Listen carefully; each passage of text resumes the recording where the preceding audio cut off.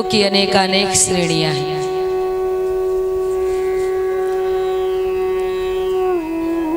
कोई किसी प्रकार की भक्ति करता है, कोई किसी प्रकार की भक्ति करता है।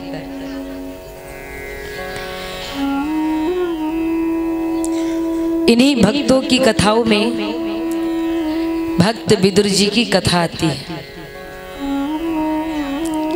सुखदेव जी बताते हैं, राजन, ये विदुर कोई और नहीं, आपके ही परिवारी थे, आपके ही वंशज थे। और चरित्र इतना नेक, स्वभाव इतना अच्छा, कभी अनीति नहीं करते, कभी झूठ नहीं कहते, कभी झूठी प्रशंसा नहीं करते। धन का मानो कोई लोभ ही नहीं था। और नीति अपने राजा को वही बताते हैं जिस नीति से राजा का कल्याण हो।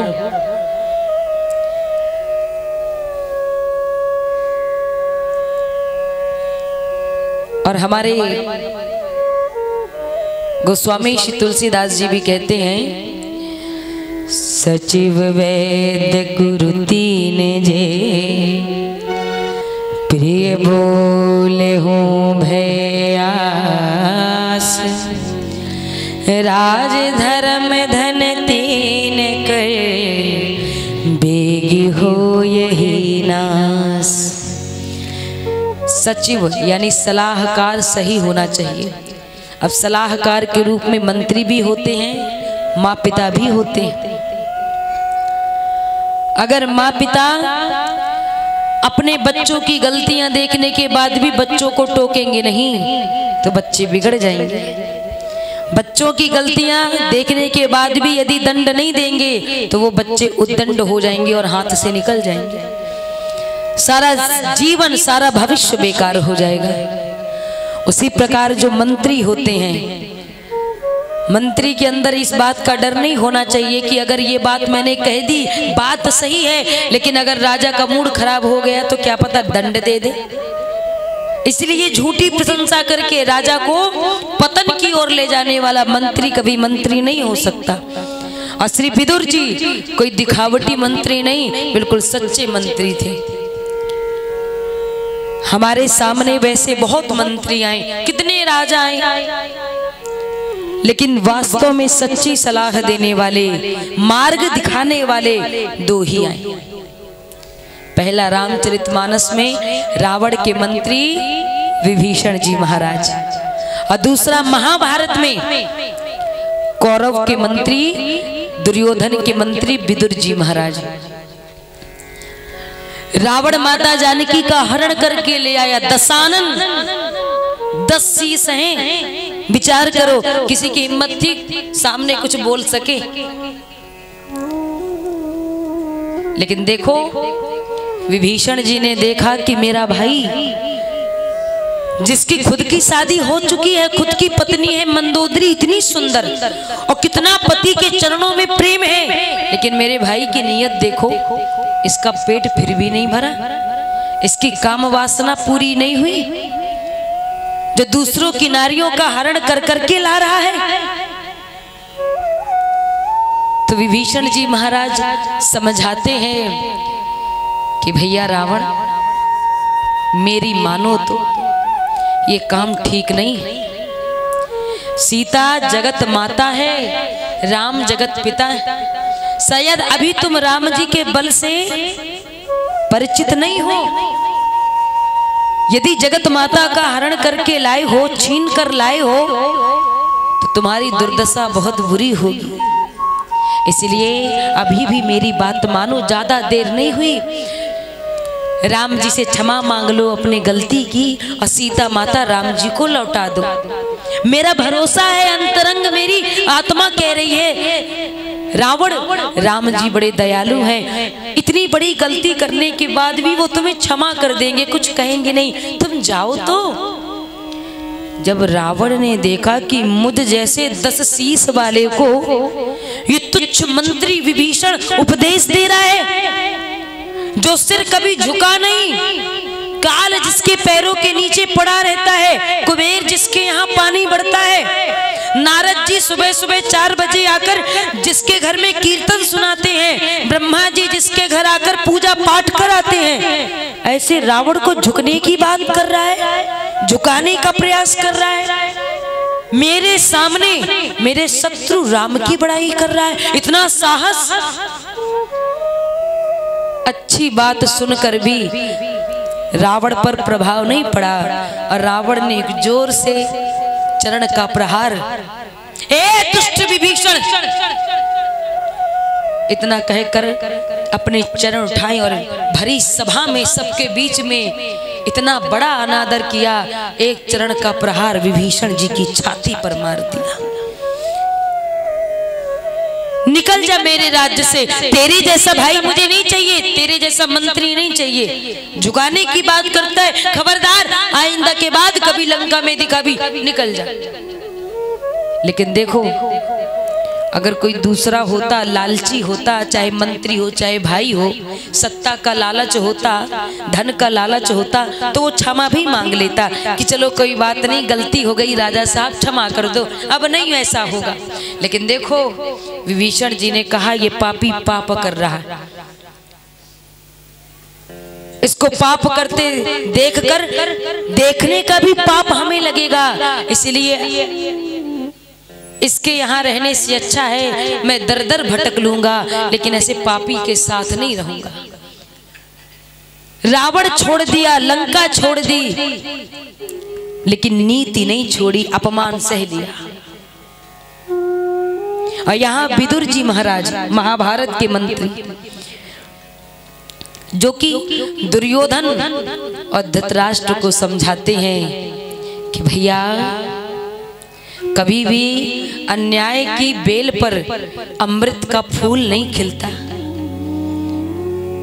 जो दूसरों की बुराई की कामना लेकर मन में रहते हैं उनके स्वयं का भी जीवन उजड़ जाया करता है। इसलिए भैया ना हो तो मेरी एक बात मानो, क्या पांडवों को सताओ मत, दुख मत दो, उनका हिस्सा उन्हें लौटा दो।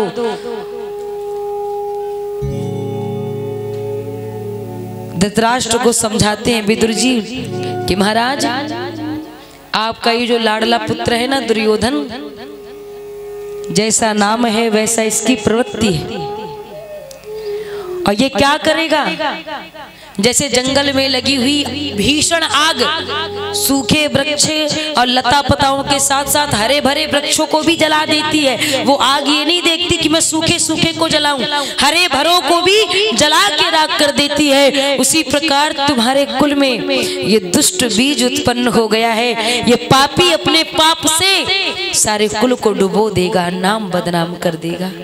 इसलिए अभी भी समय है, इसका परित्याग कर दो। नीति कहती है, शास्त्र कहता है, यदि एक व्यक्ति को त्याग देने से पूरा घर सुरक्षित होता है तो त्याग दो, कोई दिक्कत नहीं, पाप नहीं लगेगा। यदि एक घर को समाप्त कर देने से पूरा गांव बच जाता है तो घर को समाप्त करने से नीति कहती है कोई पाप नहीं लगेगा। यदि एक जिले को नष्ट करने से सारा राष्ट्र बचता है तो उस जिले को नष्ट कर दो, पाप नहीं लगेगा। उसी प्रकार तुम्हारे घर में ये पापी दुर्योधन है ना, ये सबको मिटा देगा। अभी भी समय है, इसे त्याग दो, बाहर निकाल दो। धृतराष्ट्र कहते हैं भैया विदुर, तुम्हारे ज्ञान की बातें मुझे लग बहुत अच्छी रही हैं और कह भी सही रहे हो, पर क्या करूं, जब भी मेरे सामने दुर्योधन आता है ना, और मुझे पता है कि वो गलत कर रहा है, लेकिन जब भी मेरे सामने आता है तो पुत्र मोह के कारण मैं चाह कर भी उससे कुछ कह नहीं पाता, कुछ कह नहीं पाता। क्या कहूं?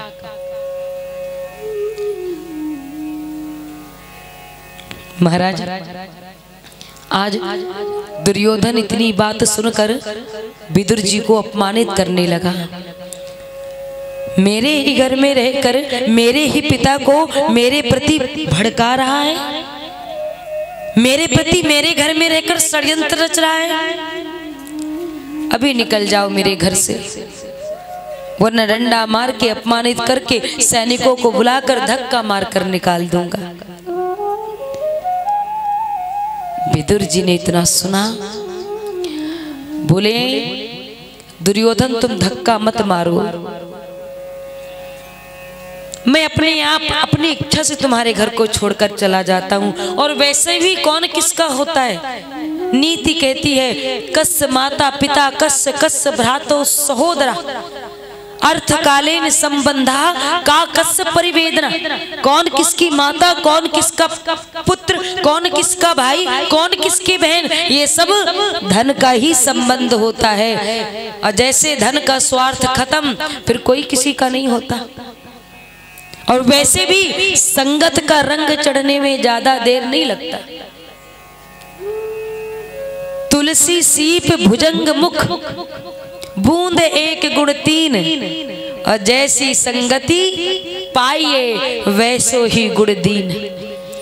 तुलसी सीप भुजंग मुख, जब एक बूंद गिरती है, सीप में गिरती है तो मोती बन जाती है, वही बूंद सर्प में पड़ती है तो विष बन जाती है, अब वही केले के पेड़ पर पड़ती है तो कपूर बन जाती है। बूंद वही है, लेकिन जैसे जिसके संपर्क में गई वैसी वो बन गई। आज महाराज अपनी पत्नी विदुरानी को लेकर, विदुर जी सारा राजपाट छोड़कर अब भगवान का भजन गाते हुए एक जंगल में आकर पर्णकुटी बनाकर अब वहीं भगवान की पूजा, वहीं भगवान की सेवा करने लगी, वहीं भगवान को रिझाने में लग गए। मन में भाव आया कि मेरे घर भगवान आए, मुझे भगवान आकर दर्शन दे।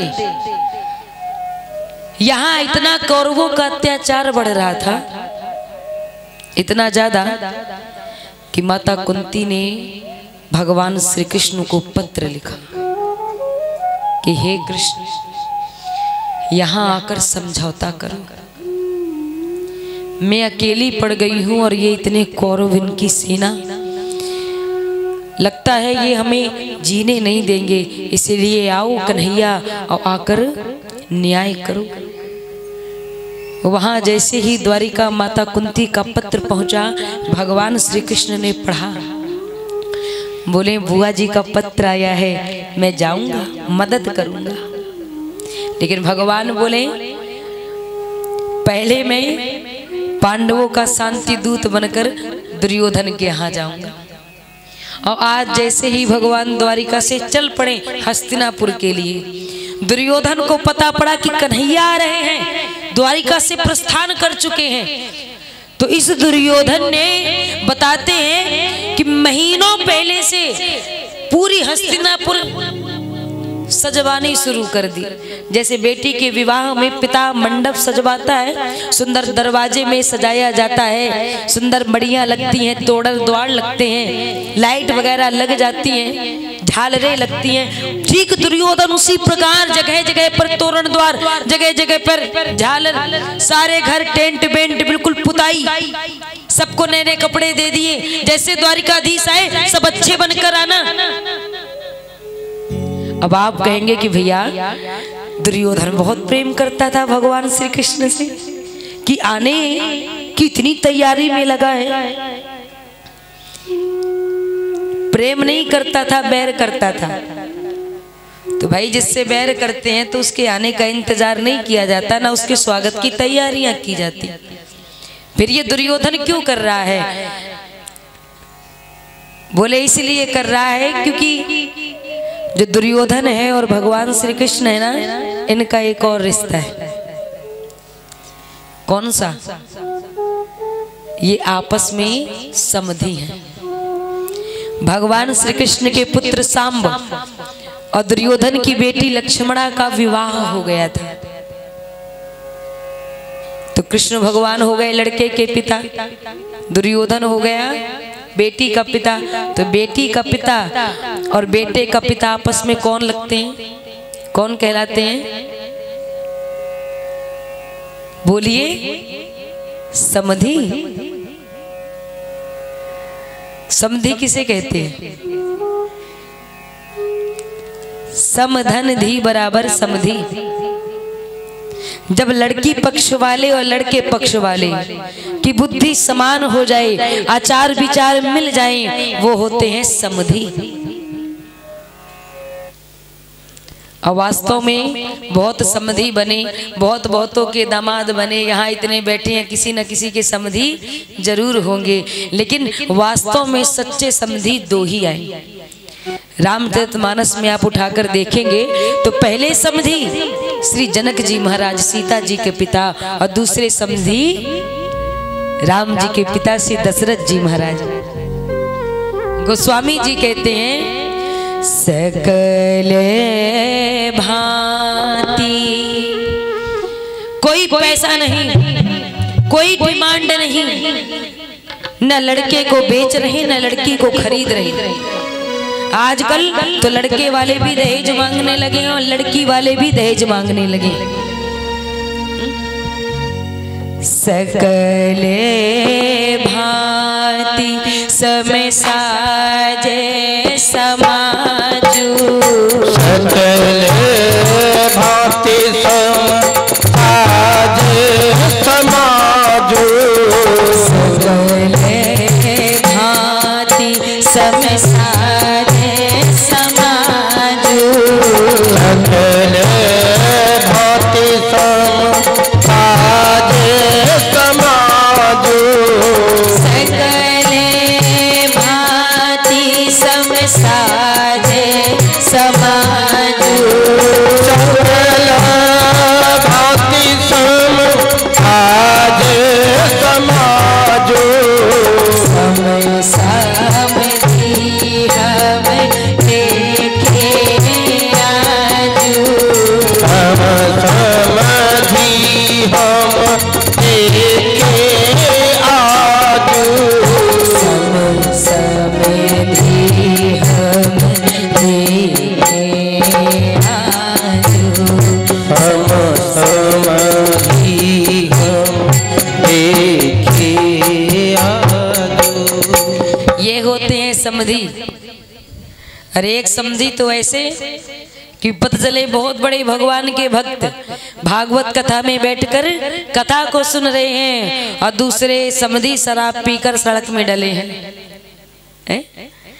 क्या सड़क में पड़े होश ही नहीं है, तो ये समधि नहीं, कहीं पर इनको बौरे भी कहा जाता है, और गाँव की भाषा में चौधरी साहब। बोले जो बड़ी अकड़ में रहे हैं, ससुर हैं, लड़के के बाप है। महाराज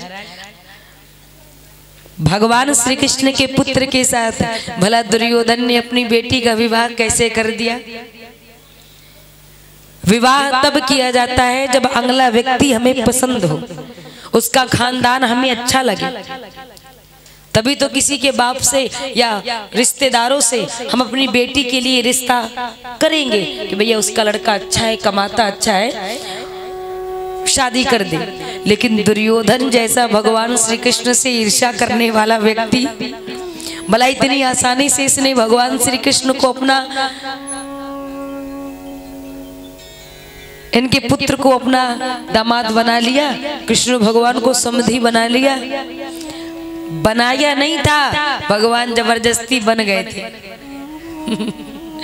भगवान जबरदस्ती बन गए थे, जबरदस्ती रिश्ता जोड़ लिया था। और कैसे? दुर्योधन की बेटी का नाम था लक्ष्मणा, बहुत सुंदर थी। लक्ष्मणा का जब स्वयंवर हो रहा था तो स्वयंवर में सब राजा महाराजा आए थे, लेकिन भगवान श्री कृष्ण के पुत्रों को स्वयंवर में नहीं बुलाया गया था, क्योंकि ये तो 36 का आंकड़ा रखता था दुर्योधन। ये क्यों बुलाएगा भाई? जो व्यक्ति हमें पसंद नहीं, निमंत्रण कार्ड हम उसे क्यों भेजेंगे? चलाना ही नहीं है तो महाराज इसने कोई बुलावा नहीं भेजा। लेकिन जब सांब को पता चला, बड़े पुत्र को, कि दुर्योधन की बेटी लक्ष्मणा बहुत सुंदर है और थोड़ा मैं भी तो देखूंगी कैसी लगती है, तो महाराज जैसे ही स्वयंवर में सांब गए और लक्ष्मणा की सुंदरता देखी तो ऐसी देखी कि देखने में ही मगन हो गए। अब विचार किया कि लड़की तो मुझे पसंद है और हमारे पिताजी के 16,108 विवाह हो गए और हम अभी तक कुंवारे बैठे हैं। तो एक काम करो, लड़की पसंद है, इसी से शादी कर ली जाए। तो तुरंत गए और लक्ष्मणा का हाथ पकड़ के स्वयंवर से भागने लगे। अब लड़का तो जबरदस्ती लड़की का हाथ पकड़ के भाग रहा है और लड़की कह रही है बचाओ बचाओ बचाओ बचाओ बचाओ बचाओ। महाराज जैसे ही दुर्योधन इत्यादि कौरवों ने देखा, अरे कृष्ण का पुत्र हमारी पुत्री को जबरदस्ती लेकर जा रहा है, तुरंत सैनिक दौड़े, सांब को पकड़ा। अब बोले बेटा बहुत दूल्हा राजा बनने की तुम्हें जल्दी पड़ी है। तुरंत पकड़ा, बोले दंड क्या दिया जाए इसे? बोले दंड यही दो, इसे वृक्ष से बांध कर खड़ा कर दो। जैसे इसका बाप चोर वैसे ये भी चोर। वो भी ऐसे ही चोरी करते थे, ये भी एक नंबर का चोर निकला। ये भी जबरदस्ती हाथ पकड़ के भागने लगा। पकड़ा और वृक्ष से बांध दिया। चारों ओर हल्ला हो गया, अरे राम राम, भगवान श्री कृष्ण का पुत्र बंधा हुआ खड़ा है, द्वारिकाधीश का पुत्र बंधन में है। अब जब नारद जी ने देखा तो नारद जी पहुंच गए द्वारिका और कृष्ण भगवान से बोले। जैसे ही द्वारिका गए और कृष्ण भगवान ने देखा कि नारद जी आ गए, बोले आइए आइए नारद जी, कैसे आना हुआ और सब जगत में कुशल मंगल है ना? नारद जी बोले कन्हैया हमारी कुशल मंगल बाद में पूछना, पहले अपनी कुशल सुन लो। क्या कि आपका बेटा बंधन से बंधा हुआ वृक्ष से खड़ा है, वृक्ष से बंधा हुआ खड़ा है। भगवान श्री कृष्ण बोले ये कैसे हो गया? बोले प्रभु दुर्योधन की बेटी का हाथ पकड़ के भाग रहे थे, जबरदस्ती विवाह करना चाहते थे, इसलिए दंड के स्वरूप वृक्ष से बांधकर खड़ा कर दिया गया है। कृष्ण भगवान समझ गए कि अब युद्ध होगा, युद्ध होने से कोई रोक नहीं सकता। तुरंत नारायणी सेना तैयार की, बोले चलो आक्रमण कर दो। वो कम, जब वो कम नहीं तो हम कहां से कम पड़ेंगे? उसकी इतनी सेना हमारी और डबल तिबल बढ़ाकर चलो, बचना नहीं चाहिए, एक एक को खदेड़ कर मारेंगे। दाऊ भैया आ गए, बोले भैया क्यों इतने गर्म हो रहे हो? कृष्ण भगवान ने बताया। दाऊ भैया बोले तो कोई बात नहीं, अरे वृक्ष से बांधकर खड़ा कर दिया है तो तुम्हारे भी बेटी की तो गलती है भाई, अपनी भी गलती स्वीकार करो। जबरदस्ती किसी की बेटी का हाथ पकड़ के भाग रहा है तो दंड तो मिलेगा, लेकिन अब युद्ध करने से कुछ मिलने वाला नहीं, दोनों ही पक्षों का नुकसान होगा। इसलिए एक काम करो, तुम रुको, मैं जाता हूं हस्तिनापुर और मैं जाकर दुर्योधन की बेटी को तुम्हारी बहू बनाकर ले आऊंगा।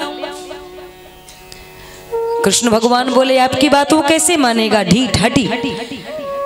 दाऊ भैया बोले इसलिए क्योंकि मैं दुर्योधन का गुरु हूं, मैंने गदा शिक्षा दी है, इसलिए मैं गदा शिक्षा का गुरु हूं। और जो गुरु कहेगा सो तो चेला को मानना पड़ेगा, तो चिंता मत करो, तुम रुको, मैं जाता हूं। दाऊ भैया जब गए, दुर्योधन ने देखा गुरु जी आए हैं, स्वागत किया, आसन दिया, विराजमान कराया और आने का जब कारण पूछा कि गुरु जी कैसे आए, अब थोड़ी बहुत तो कहीं ना कहीं लग रही थी कि भतीजा बंधा खड़ा है, छोटे भाई का लड़का तो हो ना हो, इसी मैटर में आए होंगे। पर दुर्योधन को लगा कि ज्यादा से ज्यादा यही कहेंगे चलो गलती हो गई छोड़ दो, और हम कह देंगे ठीक है गुरुजी ले जाओ। पर यहाँ क्या पता था कि यहाँ तो रिश्तेदारी जोड़ने के लिए आए हैं, संबंध जोड़ने के लिए आए हैं। जैसे ही बलदाऊ भैया बोले दुर्योधन तुम अपनी बेटी लक्ष्मणा का विवाह कृष्ण के पुत्र सांब के साथ कर दो। और जैसे ही दुर्योधन ने इतना सुना, बोला क्या मैं अपनी बेटी को उस कृष्ण के घर में ब्याहूंगा, उस गवारिया उस चोर के घर में? कदापि ऐसा नहीं हो सकता। कहां हम और कहां उसकी औकात। नहीं नहीं, मैं कभी उसके यहाँ अपनी बेटी का ब्याह नहीं करूंगा, कभी ऐसा नहीं हो सकता। जब मना किया तो बलदाऊ भैया को क्रोध आया और उठा लिया अपना हल, बलदाऊ भैया बोले, ए दुर्योधन,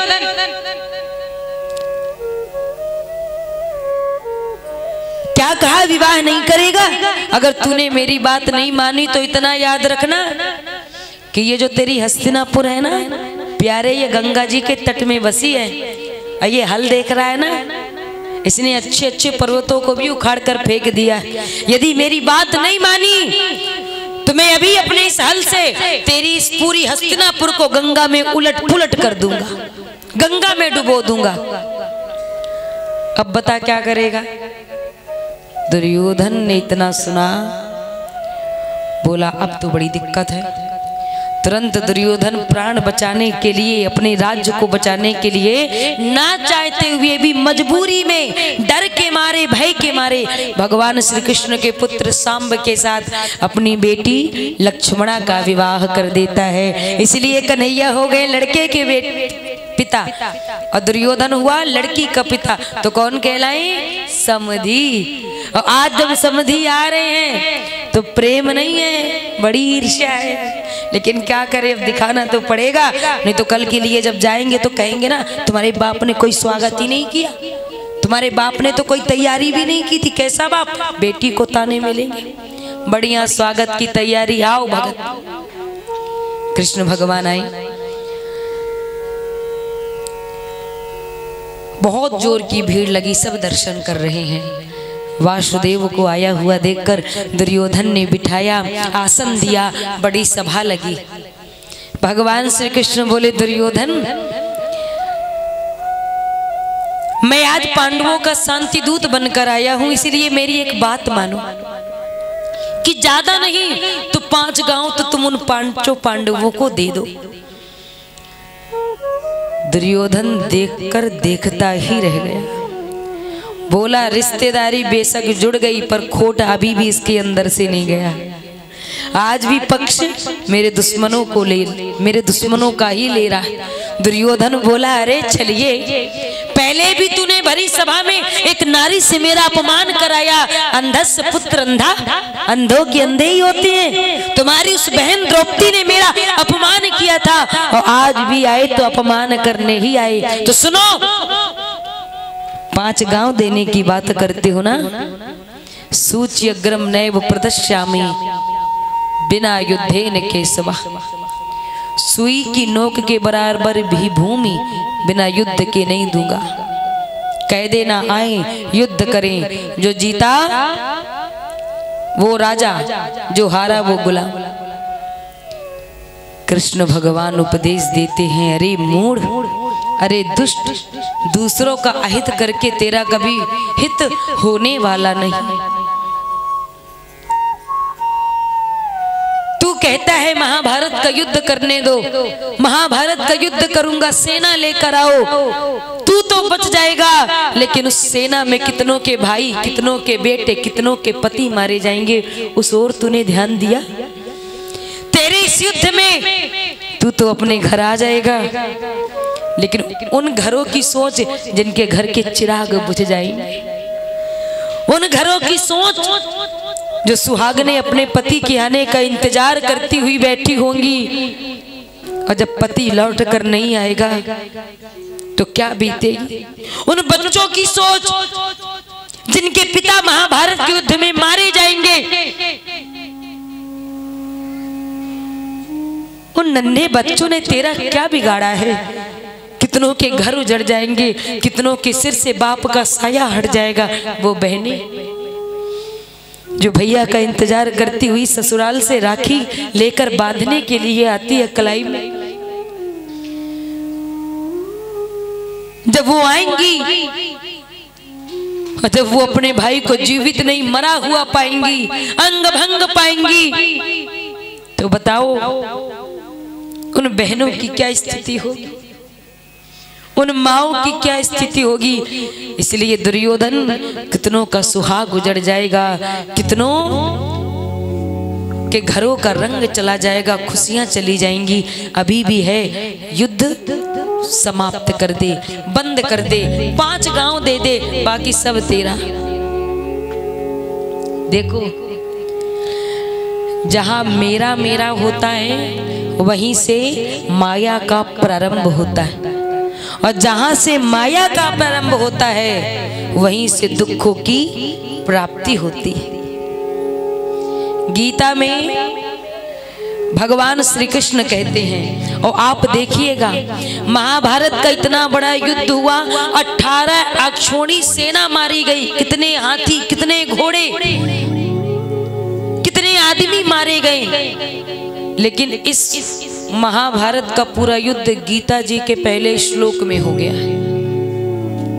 गीता जी का पहला श्लोक है कि अंधा धृतराष्ट्र संजय से पूछता है कि संजय बताओ, धैर्य में क्षेत्रे कुरुक्षेत्रे संवेतः युयुत्सवः मामकाः पांडवश्चैव किम कुर्वत संजय। अब धृतराष्ट्र को तो कुछ दिखता नहीं था, ये दृष्टिहीन था, अंधा था। ये संजय से पूछता है कि संजय ये बताओ, महाभारत के युद्ध में कौन जीत रहा है, कौन हार रहा है?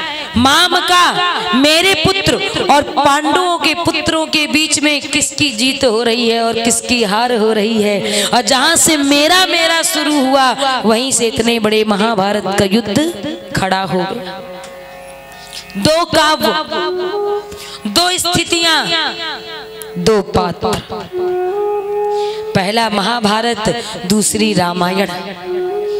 दो पात्र, रामायण में श्री भरत जी और प्रभु श्री रामचंद्र, महाभारत के दो पात्र, एक तरफ कौरव, एक तरफ पांडव। रामायण में 13-13 हुआ तो रामायण जैसा काव्य रच गया, और महाभारत में मेरा हुआ तो महाभारत रच गया। माता कैकेयी ने अपने पुत्र भरत जी के सुख के लिए, अपने पुत्र को राजगद्दी में बिठाने के लिए, ऊंचा पद प्रदान करने के लिए राम जी को 14 वर्ष का वनवास दे दिया कि राम जाएंगे वन और मेरा भरत ऊंची गद्दी पर बैठकर राजा बनेगा, मैं देखूंगी, दर्शन करूंगी। लेकिन देखो, जब राम जी को 14 वर्ष का वनवास मिला और राम जी वनवासी का वेश धारण करके माता जानकी और लखन जी के साथ में जब वन चले गए, और जब भरत जी ननिहाल से लौट कर आए और जब पता चला कि पिताजी का मरण हो गया, पिता की मृत्यु का जब समाचार मिला तो गम तो हुआ, लेकिन उससे ज्यादा गम तब हुआ जब ये पता चला कि मेरी मां ने मेरे सुख के लिए बड़े भैया राम को वनवास दे दिया। मेरी मां ने भेद किया, अंतर किया कि वो कौशल्या के लाल है और ये मेरा लाल है। मेरी मां कोख पर चली गई कि भरत को मैंने अपनी कोख से जन्म दिया और राम को कैकेयी कौशल्या ने जन्म दिया। मेरी मां कोख पर चली गई, मेरी मां ने पक्षपात कर दिया। आजकल के कोई भाई होते तो बड़े खुश होते, अच्छा हुआ सब हमी को मिल गया, सब पर मेरा अधिकार, सारी जायदाद मेरी। लेकिन धन्य है भरत जी महाराज क्या कहते हैं माता कैकेयी से, तुम्हारी जीभ में कीड़े नहीं पड़ गए, ये कहते हुए कि राम को वनवास हो तुम्हारे शरीर से प्राण नहीं निकल गए, उस वक्त तुम्हारी जिह्वा पत्थर की क्यों नहीं हो गई? सुनो कैकेयी, तुम्हें क्या लगा कि तुम मेरे भैया को, मेरे प्राण प्रिय भैया को, जिसने सगे से भी ज्यादा मुझे माना, तुम उन्हें वन में भेजकर मुझे गद्दी में बिठा दोगी? सुनो, अगर ये सोचती हो ये तुम्हारी गलत फहमी, तुम्हारा भ्रम है। सुनो कैकेयी, राम को तो वन जाने में जो कष्ट हुआ सो कष्ट हुआ, लेकिन ये भरत भी अब अयोध्या में रहकर राजा के जैसा सुख नहीं, वनवासियों की भांति दुख